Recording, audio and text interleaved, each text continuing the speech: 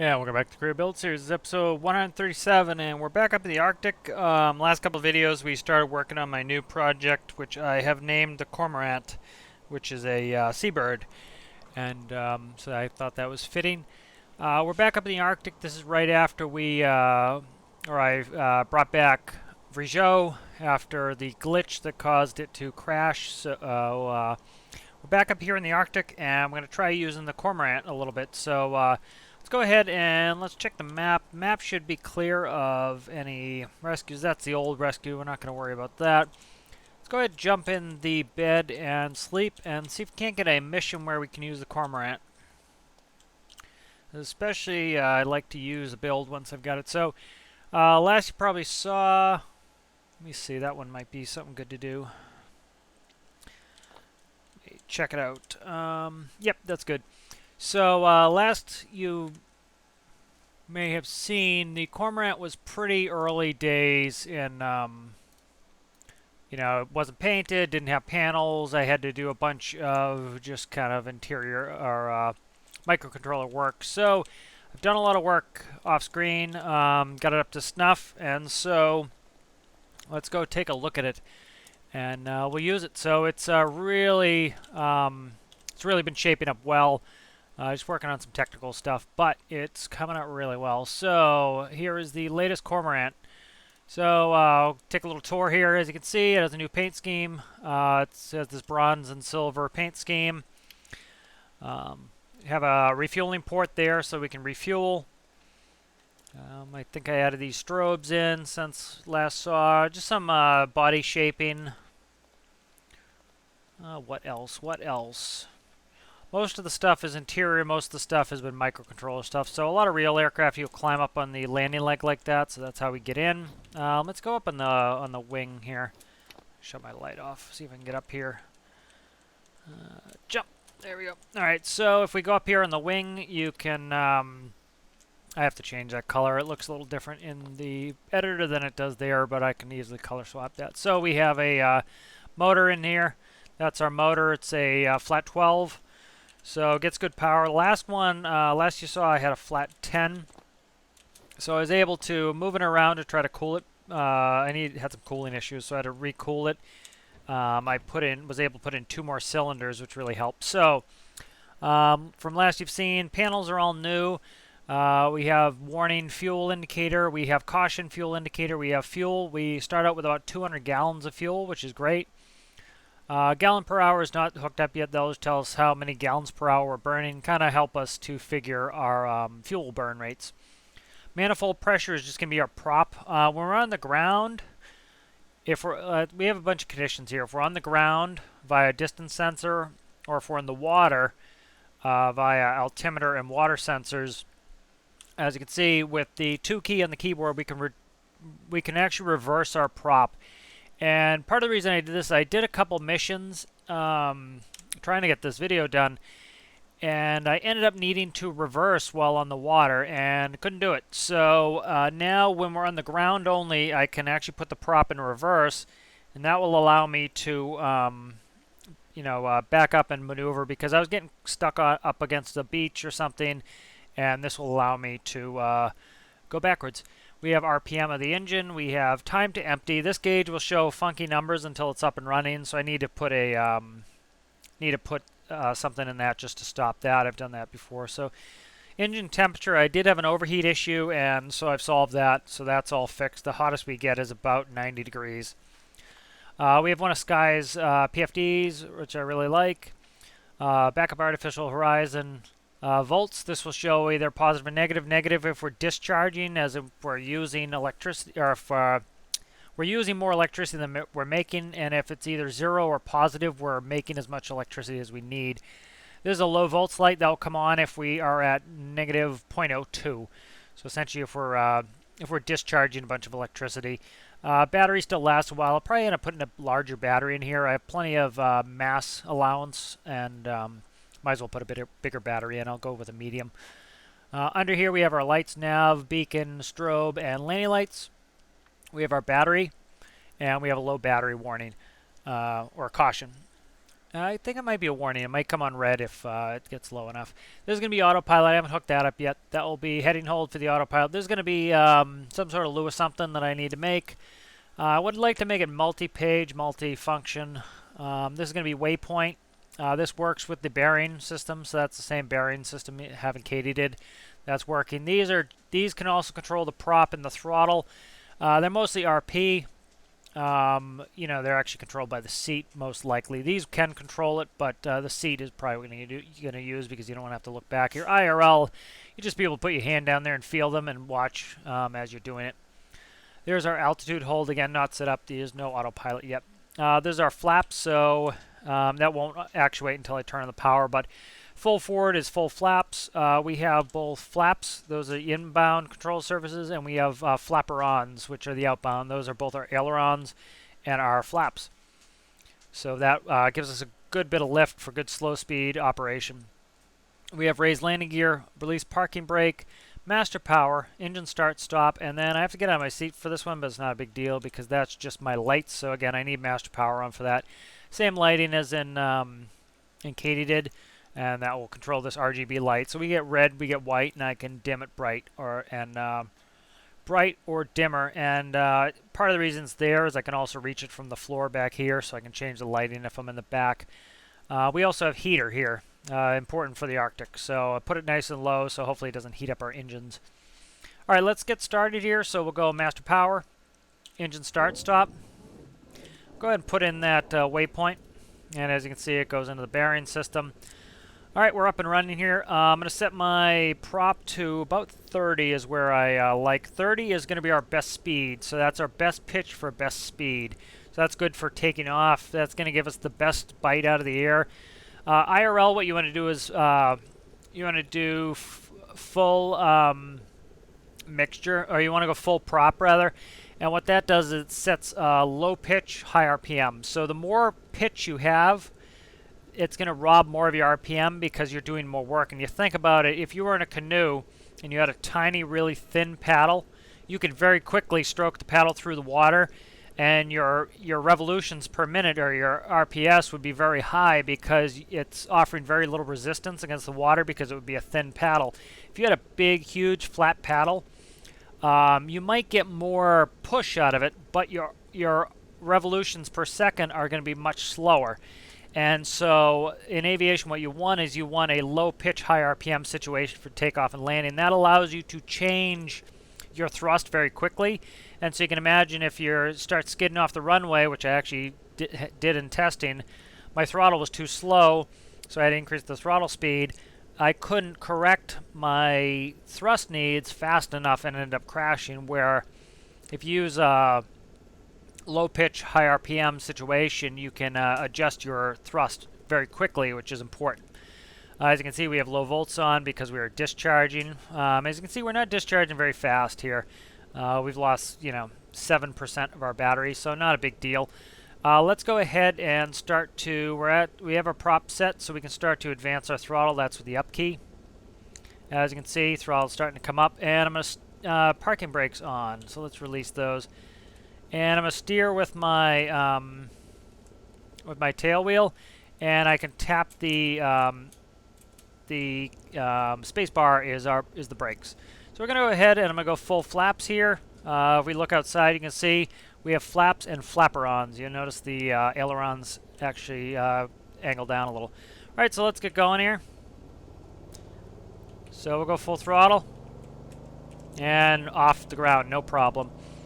All right, so this is actually very fast. I didn't even put the gyro on. Let me put the gyro on really quick. Throttle's coming, the flaps are coming up. Gear is coming up, as you can see.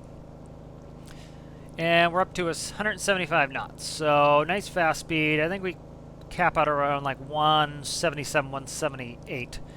081 is going to be our desired heading here. So I'm going to start to roll over to 081.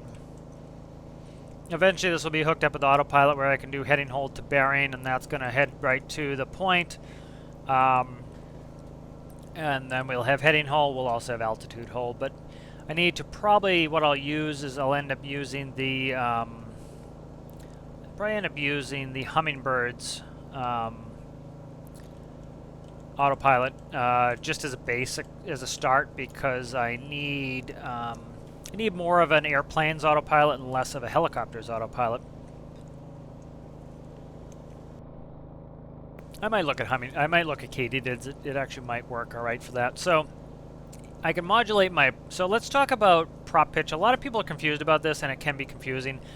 So essentially, that analogy I was using, I think is pretty apt. Is if you have a nice thin propeller, right, a nice thin oar in a canoe, you can move the oar very fast, but every stroke you're doing very little work because it's a very thin paddle. And so you're required to do a lot of rotations, a lot of revolutions per second in order to get a certain speed. Now, let's say you have a big, huge paddle. Well, every stroke you're pushing a lot of water, you're creating a lot of thrust, but you can't do as many revolutions per second. And so let's quickly do some numbers here. So right now we're at 30% prop pitch. Okay, that's a relatively low prop pitch. That's actually our best speed prop pitch around here. Like, see, I can modulate it a little bit, and I can probably get a little bit better speed.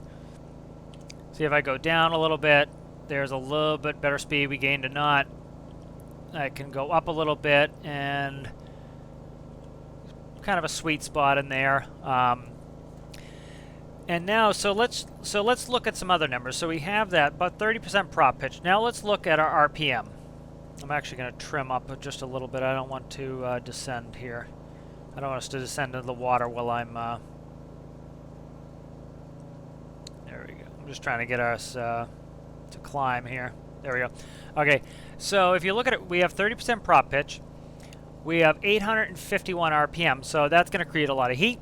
That's going to burn a lot of fuel. As you see, our time to empty is 28 minutes. So 28 minutes we're going to burn all this fuel, which I don't think this is right, but we can still use this number. It might be wrong, but it's going to scale correctly. Now let me start adding some props. So let's go up to 40. Now what are we doing? We're giving ourselves a bigger paddle in our canoe. Because we have a bigger paddle, it's causing more resistance. We can do fewer rotations per second.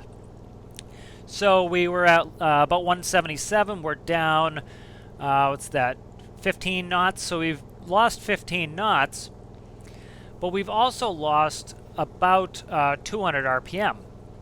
So we're burning less fuel. As you see, TTE went from 28 to 37. We've gained about 10 minutes of endurance. And we're actually losing heat right now. We're not even making heat. All right, so now let's go to 50. Okay, so 50. All right, so now we're down about 27 knots. We're down about 300 RPM. So we haven't lost all that much speed, right? We've lost 27 knots, but we've also gained a lot more endurance. So now let's look at it. Right, we've added about 20 more minutes of endurance compared to 30 to 50. All right, so now that's going to be saving us a lot more fuel. We didn't really lose all that much speed. Let's see, what is, so 10% would be 17, so about 10, so about 15% loss in, so that was about a 15% loss in speed to gain almost a, say about a 40% gain in fuel efficiency. So we lose 15% of our speed, but we gain 40% in fuel efficiency. All right, so let's increase again. So let's go to 60. All right, so here's 60. As you can see, the low volts turned on. That's because the alternator's not making enough electricity to keep our batteries charged, but that's fine. We have plenty of battery. We can actually run with a discharge for a while. So right now, we lost another 10 knots. Okay, so that is about 20. So I'm talking from our beginning numbers. That's about 20% loss in speed from our initial, but we now have a 50% or greater, probably about a 50% gain in fuel efficiency. So we lost only 20% of our speed, but we gained 50% fuel efficiency. So that's a good trade-off if we have a long way to go, or if we're not in a rush. And as you can see, our initial time to empty was 28 minutes. It's now up to 55. Now, of course, we've been moving the whole time, still burning fuel. So it's actually, we probably doubled our fuel right there. Let's go up again. Let's go up to 70. Let's go up to 80 here. All right, so we're up to 80%. All All right, so now we've gone down to 127, right? So that's 50. We've lost 50 knots, right? So what's that? 340. Yeah, that'd be about 30% loss in speed. And now we're down, oh, I don't know. We've gained about probably 50% in fuel efficiency. So we're you know, and if you look at our time to empty, we could go for 73 minutes. All right. So this means we're going to be able to go a lot further. Let's go all the way to 100% prop. All right, so 100% prop is our max. You can hear the engine getting very quiet.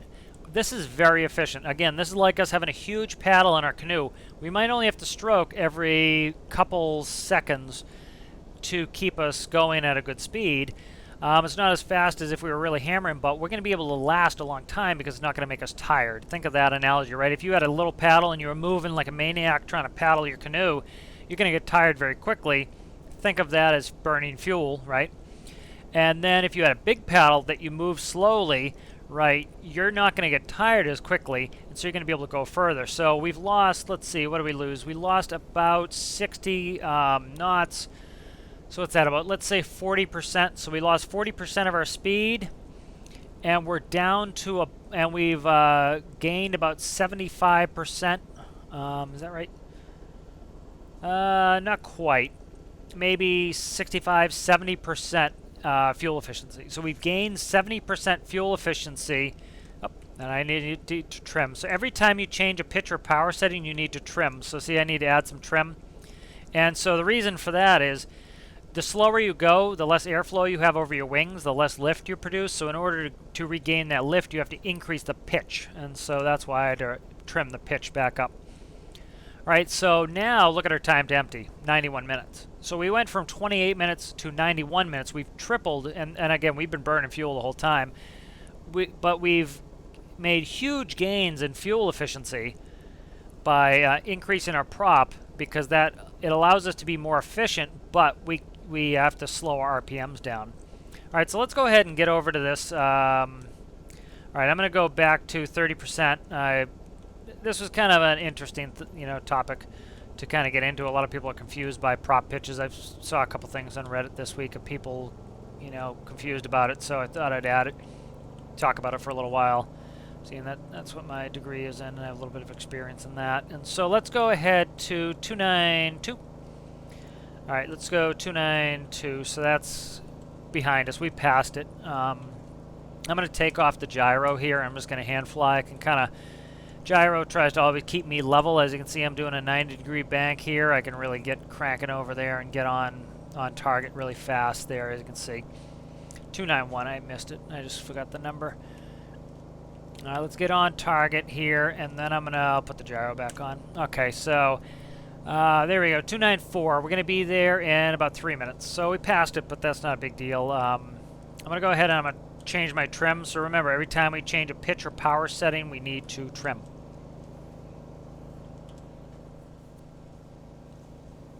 All right, so those are the fundamentals of props, and so I kind of like to think of it as a somebody with a canoe and different size paddles. Just kind of give you a little bit of a visual reference of and a lot of people have operated a canoe. They can kind of think about it. If you had an enormous paddle, you're not going to be able to move like a maniac with it. It's just gonna it's gonna kill you. It's gonna be too tiring. But the benefit of that is you can move nice and slow, and you still keep a good speed. Not as fast as if you were really cranking it out, but you're not gonna have the stamina, and stamina in this case is fuel. You see, we're back down to 24 minutes of endurance. Whoa, whoa, whoa, whoa, whoa! Fog. Okay, save that at the last second. Let's give us some flaps. That'll get us right off. See how flaps add lift? All we need is that little tap of flaps, and that got us right off. It's so foggy. What I'm going to do here is a lot of the stuff with creative menu, I screw around with. A lot of people said, it's hard to see stuff, and I agree. It's fine with me, like flying around in the fog, but it's kind of boring, I think, for the viewer to, you can't see anything if it's night or if it's foggy. So some people have been saying it's tough to see sometimes. So That's why I like to try to get some outside footage and try to change the weather. Another rescue service. Have you completed my mission? You did not. Okay, so we're coming up on my mission here. That was an old mission. I think that was the one that ended up glitching for Joe. So, but the new name of this is Cormorant. Cormorant's a cool little black seabird. They actually swim down and get fish. And then you always see them around standing on the rocks, and they're drying their wings, because if their wings are too waterlogged, they can't take off, so they have to sit in the sun and dry their wings.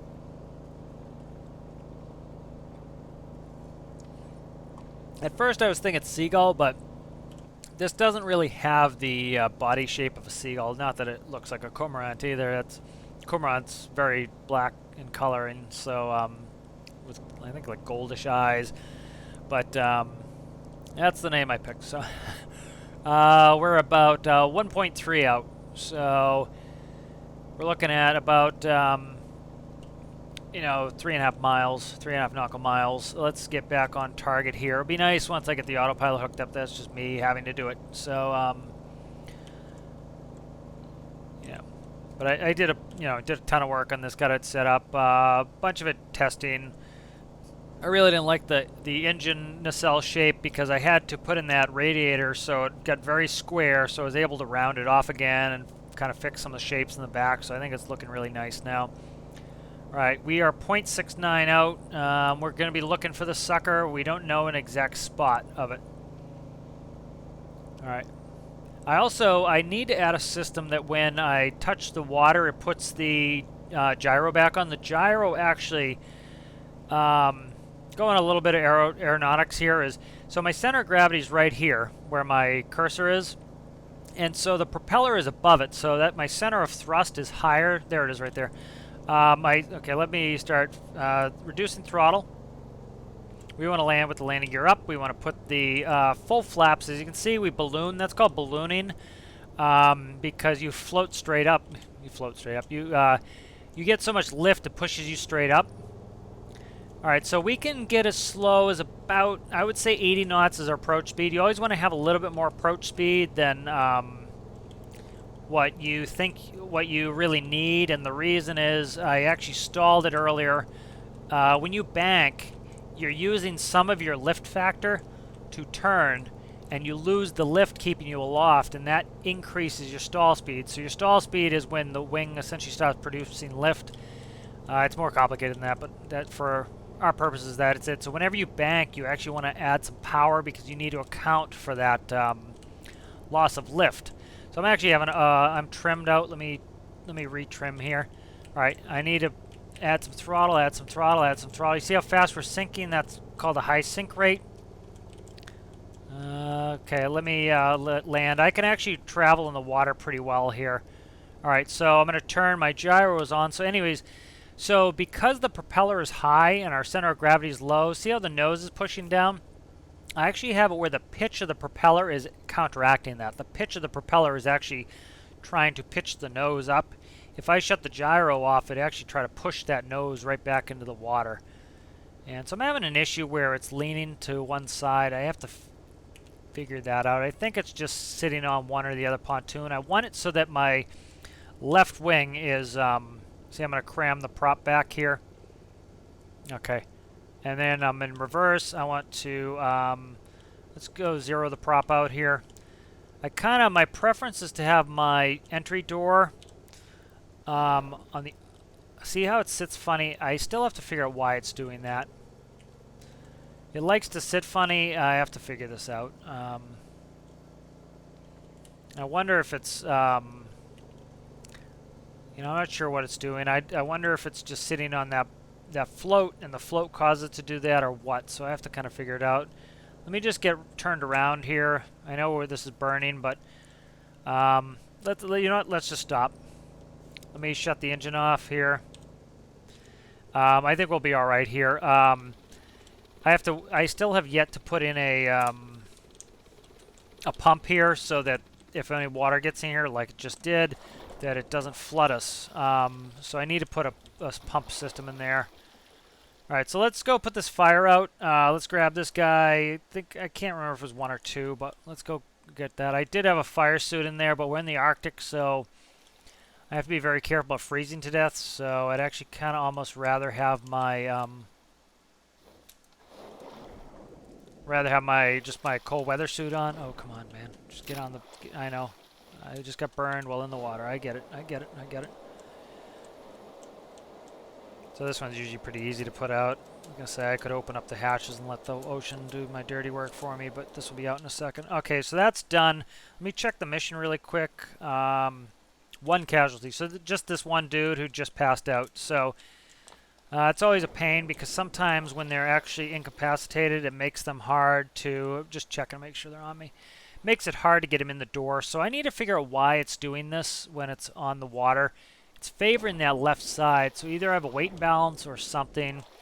It makes it so that sometimes when I try to open the door, water gets in there. So all I'm going to really probably end up doing is put in a pump in here that will pump the water out.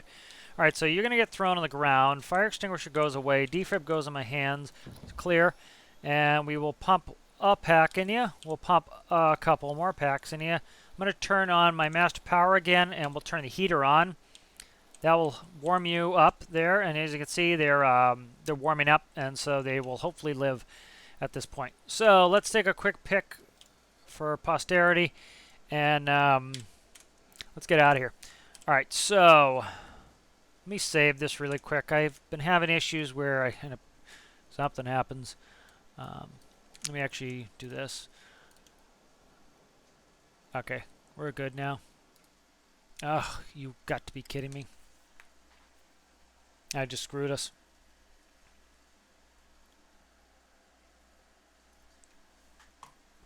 All right. I just undid all that good work we did. Not a big deal.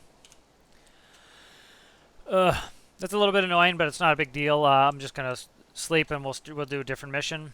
That mission's completed. We got the guy. We would have got him back. And so we're just going to go do another one. There is Magnus Shipbreaker. Let me see if this is one. See, as long as we can get there in the Cormorant, I'm happy. So we can get there. Actually, you know what? There's a ramp here. We can drive up the ramp. That's going to be fun. So actually, this will be kind of cool. So let's get that going. We lost that last mission, but, you know, I'm not bothered by it. I was trying to save the correct save, and I ended up loading, which is annoying. What was I going to do here? Save. I was trying to make sure I do the right save. I try to have backups and everything so I don't screw it up. I want to make sure we are going to be day, and I don't want that fog. So trying to make it so that it's more enjoyable to watch. You know, I don't want to do all days, but like, you know, the thought I had was 1/10 will be at night, so the rest of them will be all day stuff. So let's go ahead and open it up. Let's go ahead and grab the Cormorant, and let's go. And so let's go ahead and get in there. So that mission would have been done. You know, so I need to add a pump in here to get that going. And you see it's going to be much quicker with me not having to talk my way through this. I can just kind of go. I can just kind of go here. All right. I think we're all set to go. Let's enter in the waypoint there. So 134. So a little east to south. And so I like to, you know, RP and do things realistically. So I'm going to go out to the center line. I'm going to try to maintain center line. We actually do get some torquing here. I'm going to put on 4 for the gyro. Take off with the gyro. I overset my prop here. Let me fix that. All right, we're center line, prop set. Let's go ahead and power up. A little bit of too much sensitivity on my tail wheel steering, but it's not the end of the world. All right, so flaps are coming up. Gears coming up. It's actually gear flaps usually, IRL. 133, we're pretty close there. We'll be there in about a minute and a half. I'm going to start... see, actually, you know what I bet it is? I wonder if it's a weight imbalance, because you see how we're currently crooked? So I bet it's just a weight imbalance, so I have to check the center of gravity. The other thing I could do is put the floats. See, the float wasn't fixing it, so it must be a center of gravity issue, so I'll look at it. If it's center of gravity issue, it's easy. I can just ballast it because, you know, sometimes you'll put certain equipment on one side. You might have a fuel imbalance because of the different, what do you call it? The quantities of fuel I'm using. They should auto balance the way I have my tank set up. Essentially, I have 2 fluid ports and a pipe connecting them. So as long as we're level, they should auto balance. This is it right here. Okay. So I'm gonna press. I'm actually gonna land with the. I'm gonna actually land with the gyro on because that helps me in my stability on the water. So I want that. So what I'll end up doing is making it so it automatically puts the gyro on if the water sensors detect water, and that way it essentially it knows if I'm touching water, and then it will turn on the gyro, because I prefer to land, especially on land, without the gyro on, but when I'm coming into the water I want to have it on. So I can start to see the fire, I think, but I'm going to come on my land, and then I'm going to go and I'm going to try to see if I can't taxi up that ramp, because that's kind of cool. That's what these seaplanes do, is they kind of taxi up the ramp. That's actually where the name ramp comes from. That's where airplanes park on, is the ramp. So that was a beautiful landing. We can get this, or I can get this really slow. You can see, so this is called camber, is essentially the bend of the wing. The more bend you have in the wing, like you can see how this is bending down with our flaps, that gives us more lift.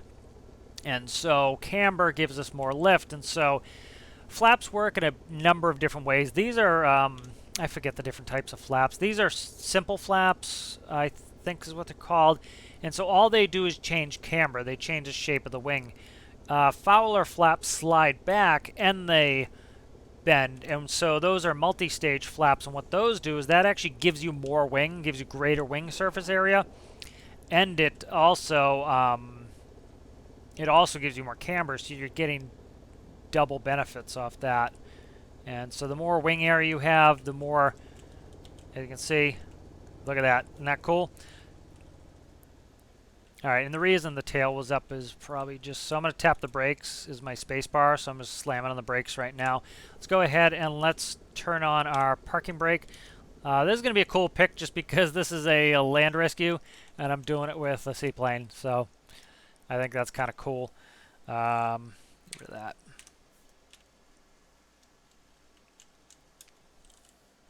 All right, and so let's go ahead and let's, brakes are on. Let me put the prop, as long as the prop is set to 0, that's called feathering your prop. When your prop is essentially flat, that's feathered. That gives you really very little resistance. All right, let me get out of here before we have issues. All right, put this up. He passed out. I'm seeing that more and more with these missions. I wonder if the missions are getting harder where people are passing out more, which, you know, makes sense. You're required to have more equipment. You need to have defibs and stuff like that. You are incapacitated. We'll grab you. So they have a winter coat on, if you noticed. That makes it so that probably don't need the heater, but I will turn it on. So I need to kind of, just coming up with a little method. I have to kind of do a little jumpy to get in there. They're going on the floor. I'm going to put this away. Defib, zap, clear. Let's get that going there. Let's put another one in you. Let's put that back. Not my binoculars, please. I'd like that in there. Let's grab you and put you on a seat. And we're all set with, they seem fine with their temperature, but I'm going to turn the heater on anyways. All right, so one thing you've noticed, if you look, when I steer, you see how much tail wheel we have? We have 90 degrees. A lot of tail draggers do this. This lets you turn very tightly. What airplanes often will also have is they'll have differential braking. So I don't have this in this airplane. I might do it so that if I have max tail wheel, see, I need to limit the rudder so it doesn't go past here, but if I have max tail wheel, it will actually add brake on that side, because differential braking, if I used left brake and left the right brake off and I have my tail wheel like this, I should be able to turn in place and just turn right around. So we'll do that.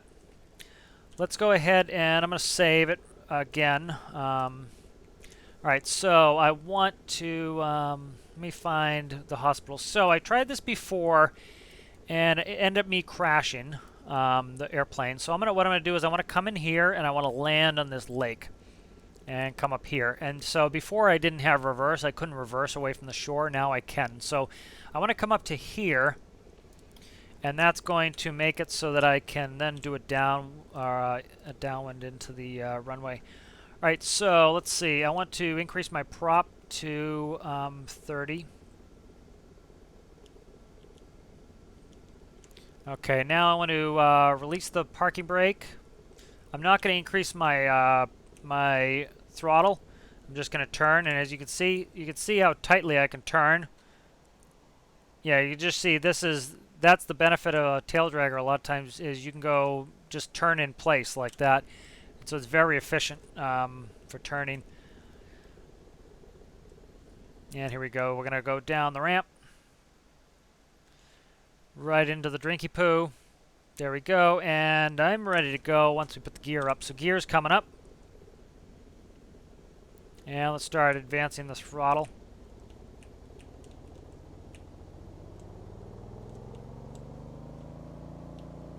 And we're up and we're out of the water here. Let's go ahead and let's bring the throttle up. I'm sorry, the flaps up. It says throttle, so whenever I see it, I end up saying throttle, even though I mean flaps. We have pretty good steering in the water. We use a tiny little fin because in real life, this thing would turn very easily in the water. And the reason is, if you look at the propeller, right, the propeller is blowing air right over the rudder. So the rudder redirects that thrust this way, it will turn us left. So we would actually have really good turning, but the game doesn't simulate that propeller wind over the control surface very well. So usually if you have a propeller blowing air over a control surface, you get really good, even at slow speeds, you get really good control with that control surface. We don't get that in games, so if you look under here, I have a little fin right there. I might add a second one behind the steer, but actually we turn pretty well. So let's go ahead and look at and plan our approach here. So we want to go in here, and we want to come around here up by this iceberg. We want to land this direction towards the hospital. Now, if we had really heavy winds, which we don't, you know, I didn't change the wind, I just changed fog. If we had really heavy winds, we would want to make sure we landed in the wind and then taxi, but we don't. So I'm going to go ahead, I'm going to put in full flaps. I'm going to go ahead and leave the gyro on. I'm going to start bringing my throttle down. You know, you always want to be ahead of the airplane. That's something that, you know, I used to always teach my students and was taught to me. And what we mean by that is you want to be thinking well ahead of the airplane. So I'm already thinking about, like, right here. I'm already doing everything to get right there. And so one thing I didn't really say was, you probably heard me slow down. And so I was slowing down because that's buying me time. It's also getting me ready for my approach, right? I don't want to be approaching 120 knots. I'm way too high right now, and I know that. So by reducing my throttle, I can now put my nose down. When I put my nose down, I'm actively giving myself more speed. Well, if I don't want more speed, which I don't because I'm trying to land, I need to also reduce thrust. So these are all things that you know, I kind of do naturally because I used to do this all the time. But, you know, you may not think of if you actually don't fly. And so now we're actually on a good approach here. So I actually am sinking a little bit faster than I want. So I'm pitching my nose up. I'm adding some thrust. If you feel like you're sinking too fast, what that usually is it means you're you need to add power. All right, and so this is a little bit tight. It's not bad. I can kind of stop on a dime. But I want to be, you know, I have to come in pretty steep because of this mountain. So I need to kind of, I'm getting a little slow, but 70 knots, as you can see, no problem. All right, and I'm gonna land a little long here if I'm not careful, so I need to start cutting a little power. There we go, beautiful, nice glassy landing. All right, so I'm just gonna gently power towards the shore. I have reverse now. I didn't have reverse before, so that made it hard. And I really needed reverse because that will allows me to back up from the shore. So I'm just going to get us right up to the shore here. All right, and I'm going to start reducing prop. And so now we're on that right wing, but we're not as much. See, they actually do this in real life. They'll flop down on one of the pontoons, and that's kind of why I have it set up there. I don't want them perfectly centered in the water. Okay, so I want to bring my prop back to about 0 here, and I'll be able to reverse us here when we get going. So I'm going to go ahead. I'm going to shut down my engine. I'm going to go ahead and shut down master power. All right, I need to make sure that engine actually is shutting off properly. Let's go. Person is in good health. Let's grab them. Let's get out of here. I'll take a little picture while this is on the shore with me and my quote-unquote victim. All right, let's grab the cam. Oh, let's. There we go.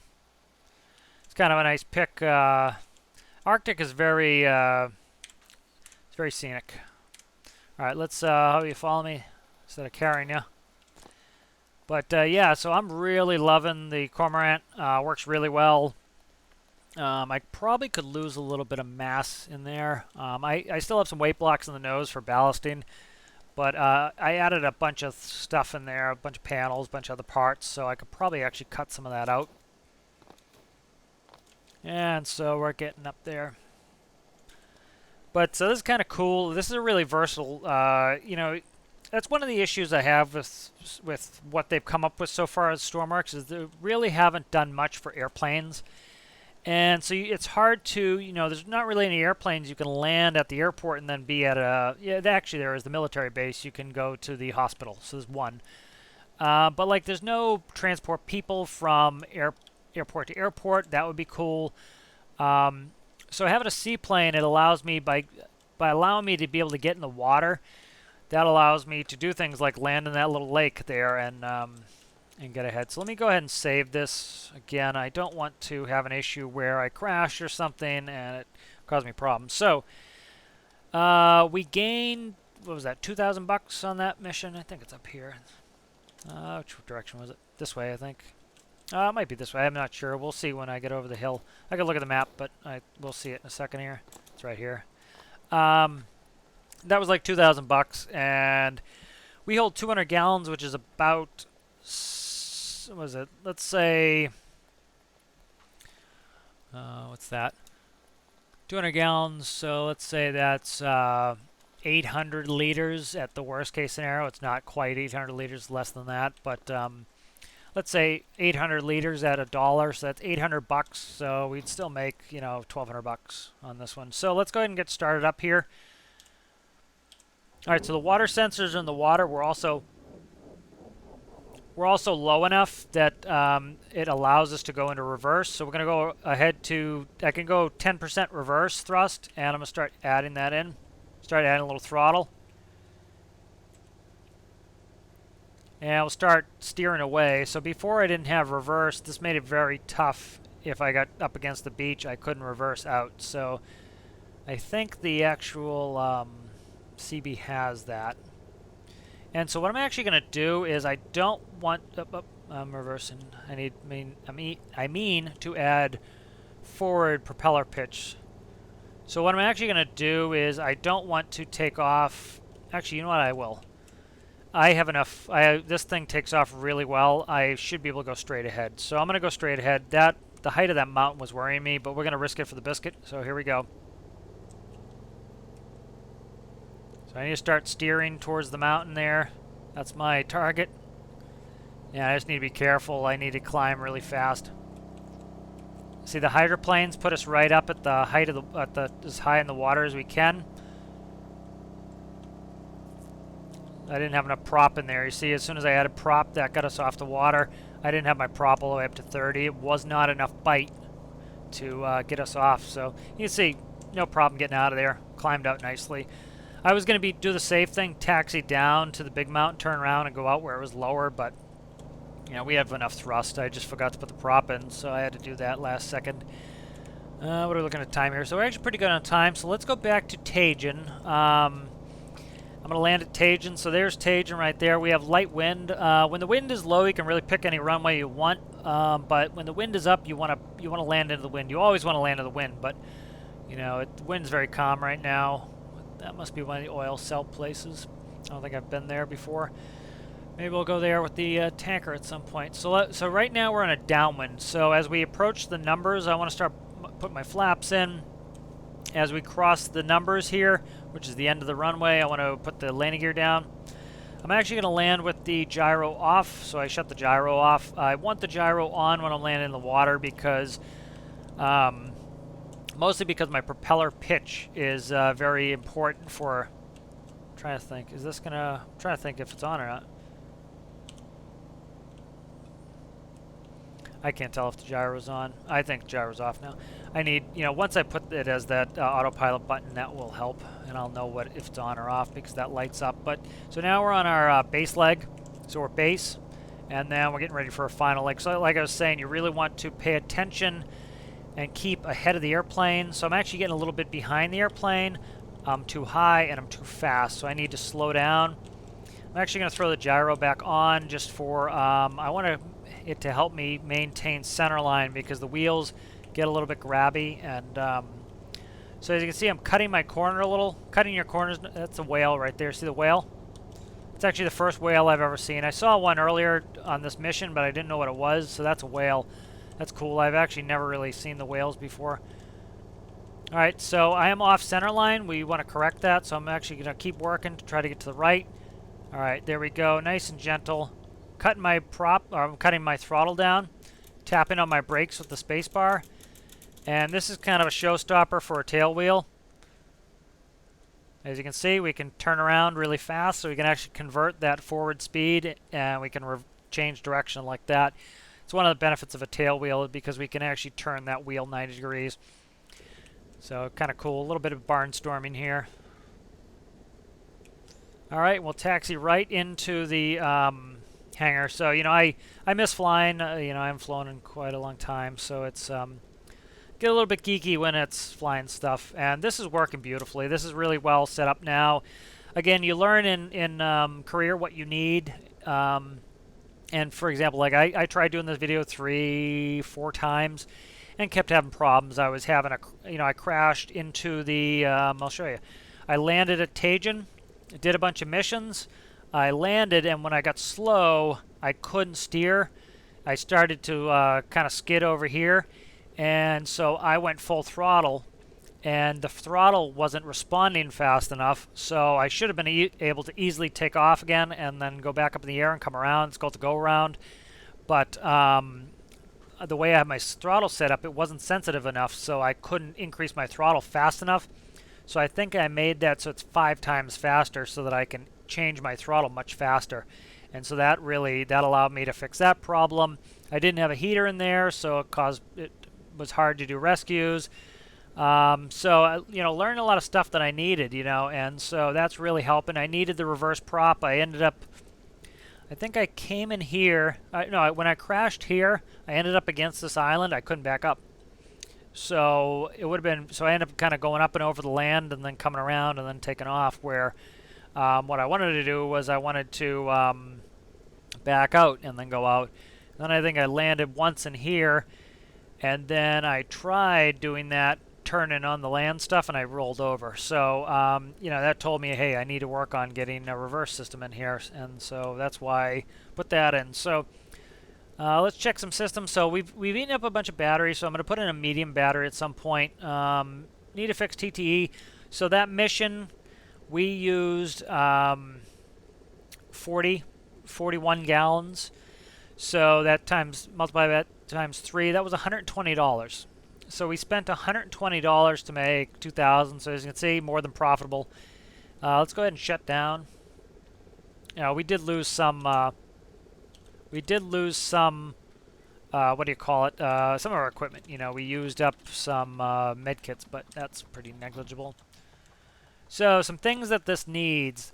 We need to put in a bigger battery. It's not critical, but I have more than enough. Like I have weight blocks on the nose, so I might as well trade the weight blocks for a bigger battery. I'm going to put a backup battery in there. We'll take the small battery that's in there, turn that into a backup battery, increase the size of our main battery. I will also put in a bilge system. So I have a door on one side, and so the problem is if this wing is dipping low, which again I have to check the center of gravity. if this wing dips low, sometimes the water splashes in there. It never pours in there, but it will splash in there, especially if we get big waves. So I want to, at the very least, be able to pump this out. So I need to have a bilge pump that will pump the water out of this area and push it back into the ocean.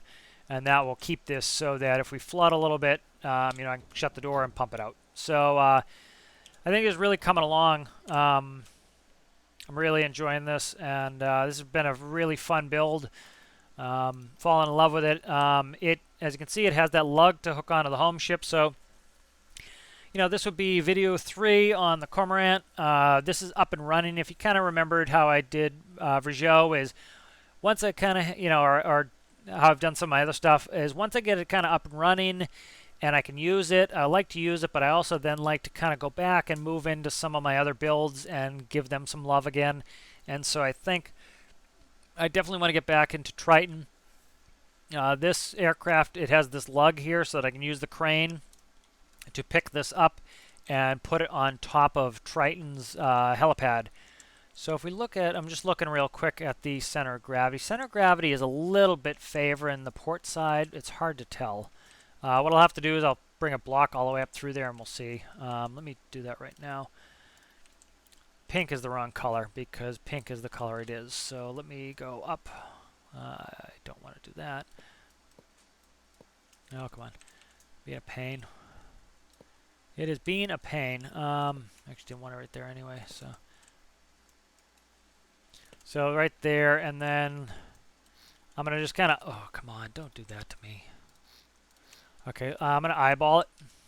Yeah, you can see it's favoring the left side ever so slightly. You can see as I back out, it's favoring the left side. So we have I need to move a little weight over here. Let's actually, what time? We're doing all right on time. Let's kind of play with this a little bit. So this is going to be my backup battery right here. So I've showed you before on some of my stuff where I will make a backup battery where I use a circuit breaker in emergency. So let's say I forgot to shut the battery off and the battery gets run down. I can just turn on my backup battery and that will fix that. So what I'll do here is I will cut this and I'm going to watch my center of gravity as I move it to the right. Let's go. You never know what it could be something small you have on there that just is on one side. It could be microcontrollers. Okay, so as you can see, that dragged it back towards the center. So that's a little bit more centered, it looks like. All right, so that's going to be our backup battery. This is going to be a little bit of a pain to redo, but it's not going to be too bad. So here's a medium battery. And so I'm going to put the medium battery right there.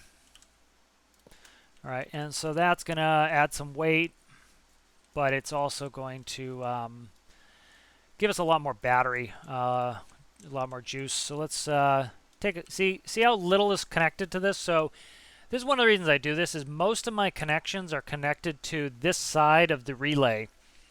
And so when I turn on the master power, it closes this relay, so it lets battery come up and then across to all the systems here. This here has what's called, this is what's I refer to as the hot bus. So the hot bus is things that always need power. So if you have a door that starts in the open position but then it closes and you want it to close, so when you walk up the door's shut, that's hot. So anything that I need to move, like the landing gear start in this 90-degree position and then they automatically go down. You saw that when we spawned it. That's because this is on the hot bus, so it's always powered. So that makes it also really easy for me to make some disconnections, because all I have to do here is, what's that? That is, okay, that's a dial that I don't even need anymore, so that can go.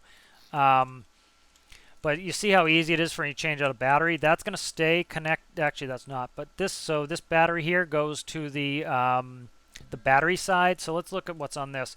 So this is our hot side. Our hot bus connects to things that always need power. So some of our lights, because like you're supposed to turn on your navs and your beacon, especially your beacon. Your navs really don't need to go on when you start the engine. That tells people, hey, I'm starting the engine, get away. Also our engine inspection door, that one I always want powered, so that stays powered. I think that's about it. Yeah, that's all that's on the hot bus on this. Like if you had a vehicle with a lot of doors or a lot of, like you want the headlights to come on even if it's not powered up, you put that on the hot side. And then what we'll do here is, let me find a home for it. Where we go? Right here. I actually want it on the captain's side. All right. Let's do I have a better space up in the cockpit for it? Can this go there? Yeah, that can go there. Okay, so let me undo that. So this is going to go in the cockpit. What are you? Can I go there? Yes. Okay, so this is going to be the breaker. So this will be our emergency breaker here. And this will be backup battery. All right, so that's going to be off. Off is the default position. Oh, come on, what did I do? J is what I wanted. So I want down to be off, and then up will be on. All right, and I'm going to paint this. And so this will be, again, that will give us our backup battery in the event that we run our battery all the way down. And so the way we hook this up is pretty simple. So this no longer goes there. What this does is this goes to, this will go to that relay. Where is it? Right here. And then the other side will go to here. And so that's pretty simple there. So if we want to charge that battery, did I screw this up already? Nope. Nope, that's perfect. Okay, and now we'll go like that. So when we close this, electricity will charge from our small backup battery through here to here. We still have to close the relay to get the battery through, which isn't a big deal. And the reason it's not a big deal is these switches here, they do not require power. So if we lost all power, I can still flip the switch. All right, so that is done. That looks still favoring that port side a little bit. And so let me see if I can't edit this enough. So that's another thing that's good to have weight blocks in there is like, see that? I can kind of just very simply cut out some block.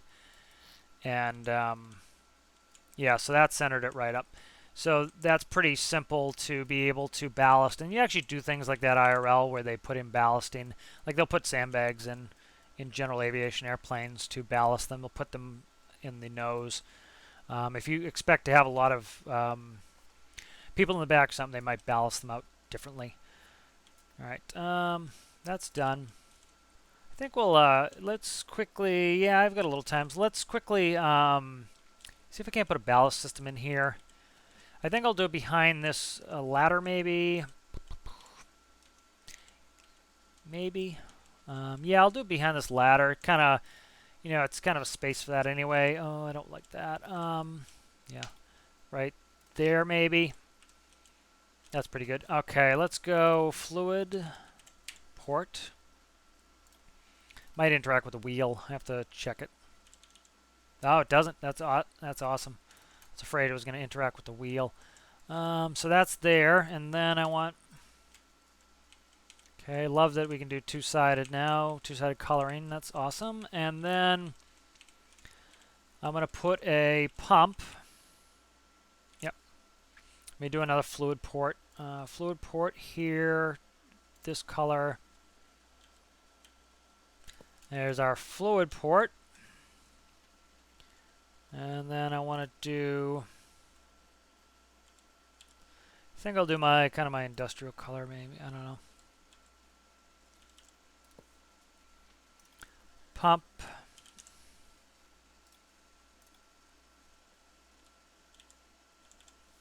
Make sure it's turning the right direction, and then we will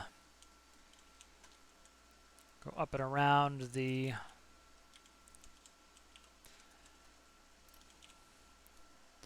like so.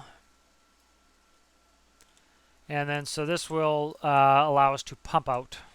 And so if we get any water in here, this will automate this and that will turn that on. So let me see, what's this? Perfect, that will fit. So let's go, we want a meter. All right, so I'm put a fluid meter in here, and so this is going to read if there's any water in this volume, or if any in this enclosed space. So if there's any water in here, it will. That's actually this color. if there's any water in here, it'll automatically turn that bilge pump on. As you see, it's kind of an interesting piece of equipment in there too. And then what I want to do is I need a micro for this. So let's do blank microcontroller. And I've been sticking everything in the wings, which is nice. This can all go here. We're ballasted out. Just making sure I didn't screw it up with the new stuff I just put in. Okay. And then I screwed up my blank microcontroller, I think. I never put it down. Alright, so I just undid it instead of pressing the arrow. That's all I did. Let's see, bilge. Okay. So all I need in here is I need to read a number input. That's going to be from the meter. And then I need to put an on-off output, and that's going to go to my pump. Pretty simple here. So if this reads greater than 0, so essentially if there's water in there, turn on the pump. So the pump will only go on if there's water in there. Very simple microcontroller. Let's plug all that in. That goes there. This goes to level, not capacity. Capacity is always going to show a full whole number. So, and then I'm going to cut this, and let me kind of check, see how my wing space is looking here. I want to make sure that I have plenty of wing space. Putting in a bunch of microcontrollers. I want to make sure my wing, the volume I'm putting in there is kind of matched. So it looks like I actually have more microcontrollers on this left wing than I do on the starboard wing than I do on the port wing. So let me go ahead and I will delete, and then this will go in there in that slot. So it's kind of nice to have some wings. It really makes it easy to hide it because they still put fluid in there. And they still act as closed spaces. So I'll kind of show you too, as I was talking about, these wings should auto level. It's not an active leveling system. You'll actually get this in some real airplanes too. All right, and so if you look here, so we have the fluid spawns in the wings here from the spawner. That's the meter to read it. And then we have the fluid port. That's how we feed our engines. But also this connects here through to right here, and so both wings come in. So this wing comes in like this wing comes in like this, and then it goes back to the engine. So if this wing has more fuel than this wing, the fuel should gravity feed into this wing to level them. So they should always level. And then when we bank right, the liquid should run into this wing, and then when we bank back level, it should run back and level out. So kind of auto leveling fuel makes it a little bit easier. So that's good. That got done pretty quickly. So I think we'll call it there. Shaping up really nicely. You know, every time I see something that needs to be done, I like to do it. You know, it just kind of makes things a little bit quicker and easier that way. It makes it a little bit more fun to learn what we need to do the build, you know, in the videos. So I will see you in the next one. Hope you enjoyed it. If you liked the video, please give it a like. And if you enjoy my content and you have not yet subscribed, please consider subscribing. And I'll see you in the next one. Bye.